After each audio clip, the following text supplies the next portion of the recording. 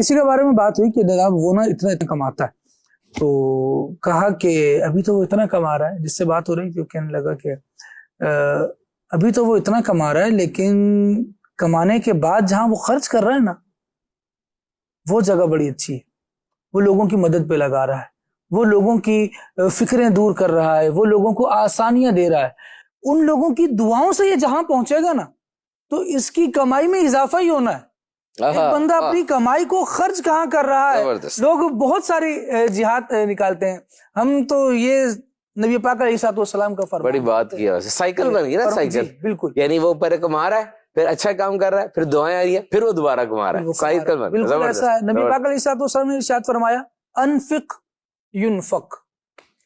خرچ کرو تم پر خرچ کیا جائے گا، اور ارشاد فرمایا گیا کہ جو تمہاری جیب میں ہے وہ اللہ کی راہ میں دے دو، جو غیب کے خزانوں میں ہے وہ تمہاری جیب میں آئے۔ سبحان اللہ۔ اور یہ اتنی اس کی مثالیں ہیں، جو افراد سخاوت کی طرف جاتے ہیں، کبھی وہ سخاوت میں تھوڑا سا ہاتھ پیچھے کر رہے ہوتے ہیں نا تو محسوس ہوتا ہے کہ یار انکم میں بھی پرابلم ہو رہی ہے، اس کو بڑھا دو۔ ایک تھیوری بیان کی جاتی ہے اور جو کرتے ہیں اس کو، جنہوں نے اس کو فیس کیا ہے، جنہوں نے اس کو اپنی زندگی میں کر کے دیکھا ہے، وہ بیان کرتے ہیں کہ کبھی کبھار غریب آدمی کے غریب رہنے کی وجہ یہ ہوتی ہے کہ وہ صدقہ صرف اس لیے نہیں کر رہا ہوتا کہ میں تو غریب ہوں، میں کیوں صدقہ۔ صحیح بات۔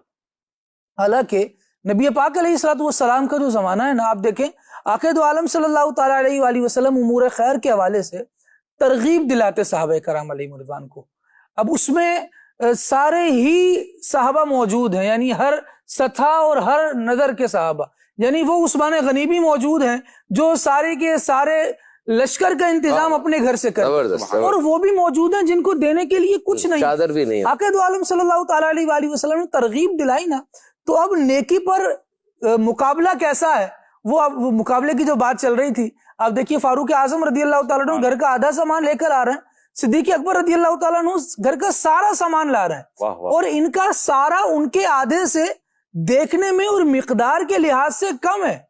لیکن اس کے پاس جتنا تھا یہ کل لے آیا ہے، اور ان کے پاس جتنا تھا وہ اس سوچ میں کہ آج تو زیادہ مال ہے تو آج آدھا حضور کی بارگاہ میں پیش کر دیا جائے تو آج ابو بکر مجھ سے نیکی میں آگے نہیں بڑھ سکیں گے، لیکن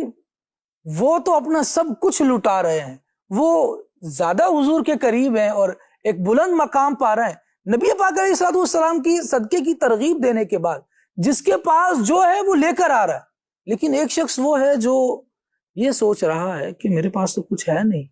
جو حضور کی بارگاہ میں پیش کیا جائے۔ کیا کیا؟ وزٹ کیا، پورے مدینہ کی طیبہ کی گلیوں میں گھوم رہے ہیں کہ مجھے کوئی کام مل جائے، سب مجھے کوئی مزدور رکھ لے آج۔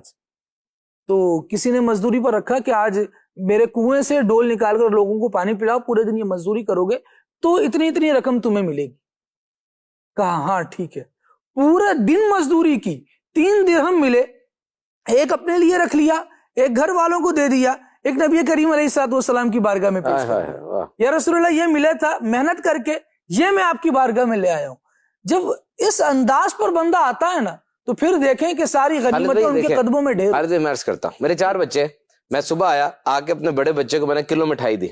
اس نے میرے سامنے کلو مٹھائی 4 بچوں میں تقسیم کر دی، مجھے بڑی خوشی ہوئی، میرا کام آسان ہو گیا۔ اگلے دن آیا 1000 روپیہ دیا اس کو، اس نے 1000 روپیہ 250 سارے بچوں میں تقسیم کر دیا۔ اب میرا کام تو آسان ہو گیا، اب میں خود تقسیم کرنے کے بجائے اپنے بڑے بچے کو لا کے 1000 روپیہ دے دوں گا، وہ خود تقسیم کر دے گا، اس کو مٹھائی دے دوں گا، چاکلیٹیں اس کو دے دوں گا، وہ تقسیم کا سلسلہ چل رہا ہے۔ ایک دن کیا ہوا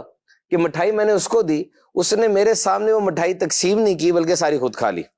میں نے نوٹ کر لیا اس بات کو۔ بہرحال اگلے دن 1000 روپیہ دیا، آج 1000 بھی تقسیم نہیں ہوا، 1000 اپنی جیب میں چلا گیا۔ اب تیسری بار 1000 میں اس کو نہیں دوں گا، اس کو 250 دوں گا، باقیوں کو 250 خود دوں گا۔ اگلی دفعہ مٹھائی کلو اس کے پاس نہیں جائے گی، اس کو 2 دانے ملیں گے، باقیوں کو پاؤ پاؤ میں خود دوں گا۔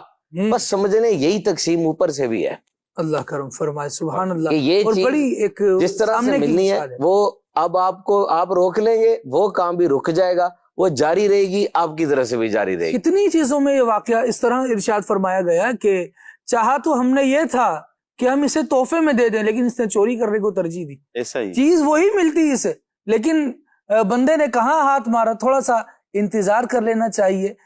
کہا جاتا ہے کہ وقت سے پہلے نہیں اور ضرورت سے